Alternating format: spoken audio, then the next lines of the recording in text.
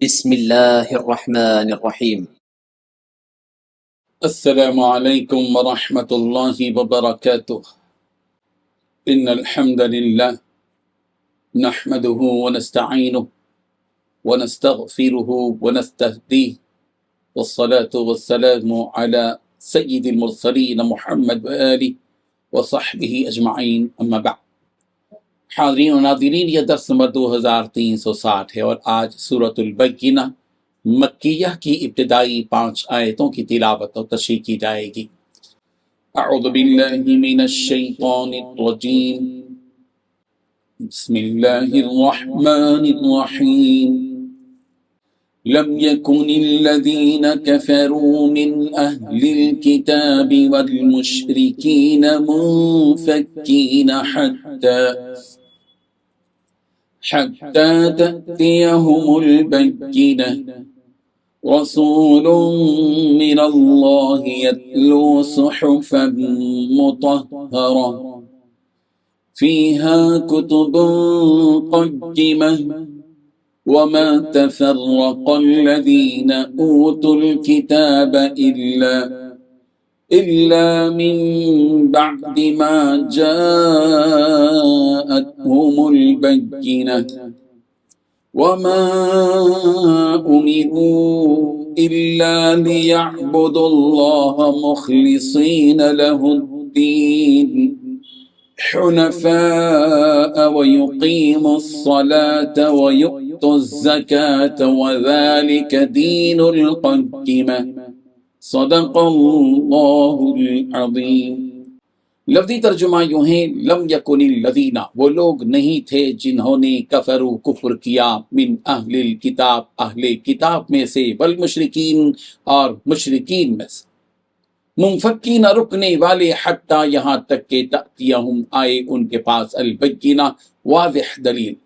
رسول، ایک رسول، من اللہ، اللہ کی طرف سے، یتلو، وہ پڑھے، صحفا مطہرہ، پاکیزہ صحیفے، فیہا، ان میں، کتب قیمہ، درست معتدل احکام ہوں،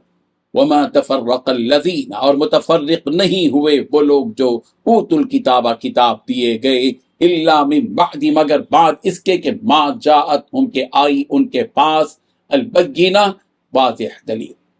وما امروا، حالانکہ وہ حکم نہیں دیے گئے، الا لیعبدوا اللہ، مگر یہ کہ وہ عبادت کریں اللہ کی، مخلصین، خالص کرتے ہوئے، لہ الدین، اس کے لیے بندگی کو، حنفاء، یکسو ہو کر، ویقیموا الصلاۃ، اور نماز قائم کریں، ویؤتوا الزکاۃ، اور زکوٰۃ ادا کریں، وذالک دین القیمہ، اور یہی ہے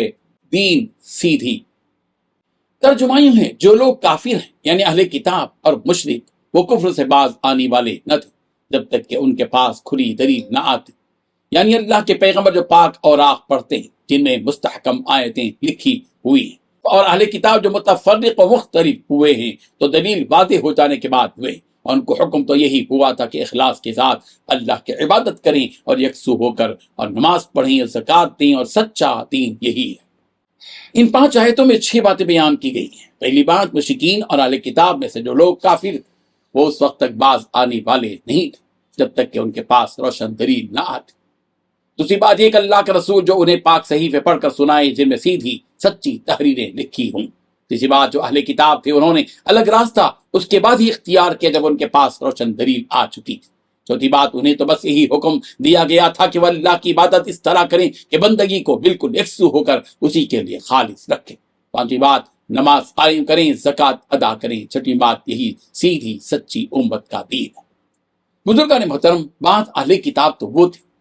جو آپ علیہ الصلوۃ والتسلیم پر آپ کی بعثت سے پہلے ایمان لائے تھے، لیکن بعض ان میں سے وہ لوگ تھے جو اپنے دین سے دور ہو کر کفر کرنے لگے، اور ایسے ہی مشرکین بھی کہ جو اللہ تبارک و تعالیٰ کی عبادت میں دوسرے معبودوں کو شریک کرتے تھے، اور یہ لوگ ایسے تھے کہ اپنے کفر سے اس وقت تک باز آنے والے نہیں تھے جب تک کہ ان کے پاس اللہ کا کوئی پیغمبر ایک واضح دلیل کی شکل میں مبعوث ہو کر انہیں سیدھی راہ نہ دکھائے۔ چنانچہ اسی مقصد کے لیے رب ذوالجلال نے نبی رحمت حضرت محمد مصطفیٰ صلی اللہ علیہ وسلم کو قرآن کریم کے پاک صحیفے جس میں کہ ہدایت کا واضح سامان موجود تھا بھیجا، تاکہ آپ انہیں اس کتاب الہی کے ذریعے سیدھی راہ دکھا سکیں۔ لہذا جب آپ علیہ السلام مبعوث ہوئے اور اللہ کا وہ پیغام جو انہیں دے کر بھیجا گیا تھا ان کے سامنے رکھا اور کفر کو ترک کرنے اور سیدھی راہ اپنانے کی دعوت دی، تو ان میں سے کچھ لوگوں نے تو آپ کی دعوت کو قبول کیا اور ایمان لے آئے، لیکن ان میں سے کچھ لوگ ایسے بھی تھے جو آپ کی بعثت کے بعد ہی آپ کا انکار کرنے لگے۔ اہل کتاب کے بعد لوگ تو آپ کی بعثت سے پہلے آپ پر ایمان لائے تھے، لیکن کیونکہ ان کی کتاب تورات میں آخری نبی کے مبعوث ہونے کی خبر موجود تھی اس لیے وہ ایمان لائے تھے، لیکن جب آپ کو اللہ تعالیٰ نے قریش میں نبی بنا کر بھیجا تو وہ آپ کی رسالت کا انکار کرنے لگے، کیونکہ انہیں توقع تھی کہ آخری نبی انہی کی قوم بنی اسرائیل میں سے ہوں گے، لیکن چونکہ آپ علیہ السلام قریش عرب میں مبعوث ہوئے اس لیے آپ کا انکار کرنے لگے۔ اسی کو اللہ تعالیٰ نے فرمایا کہ وَمَا تَفَرَّقَ الَّذِينَ أُوتُوا الْكِتَابَ إِلَّا مِن بَعْدِ مَا جَاءَتْهُمُ الْبَيِّنَةُ، اہل کتاب نے تو اس کے بعد ہی الگ گمراہی کا راستہ اپنا لیا جبکہ ان کے پاس واضح دلیل آ چکی تھی، یعنی ان کی کتاب میں جس نبی کا تذکرہ تھا وہ نبی خود مبعوث ہوئے اور اپنے ساتھ ایسی کتاب بھی لائے جو ان کی کتاب سے میل کھاتی تھی، مطابقت رکھتی تھی۔ اس قرآن میں ان کی کتاب تورات میں کچھ الگ نہیں تھا، اس میں بھی انہیں توحید کی طرف بلایا جا رہا ہے اور اس میں بھی، لیکن اس قدر وضاحت کے بعد بھی یہ لوگ آپ علیہ الصلوۃ والتسلیم کو نبی تسلیم کرنے سے انکار کر بیٹھے اور سیدھے راستے کو چھوڑ کر الگ راستہ اپنا لیا۔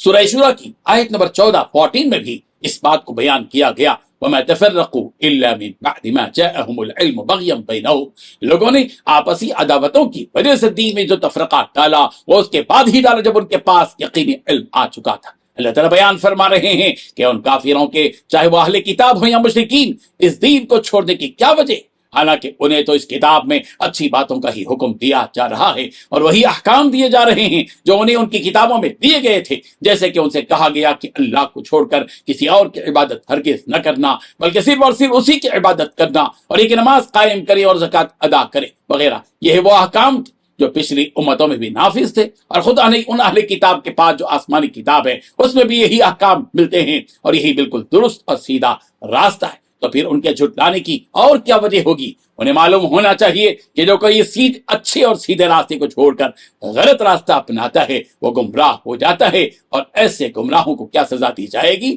اس کا بیان اگلی آیتوں میں اگلے درس میں آپ سنیں گے۔ اللہ تبارک و تعالی ہمیں ان آیات کو سمجھنے کی توفیق عطا فرمائے، آمین۔ وآخر دعوانا ان الحمد للہ رب العالمین۔ ڈیلی درس قرآن کو سبسکرائب کیجئے، اپنے تاثرات اور مشورے ارسال کیجئے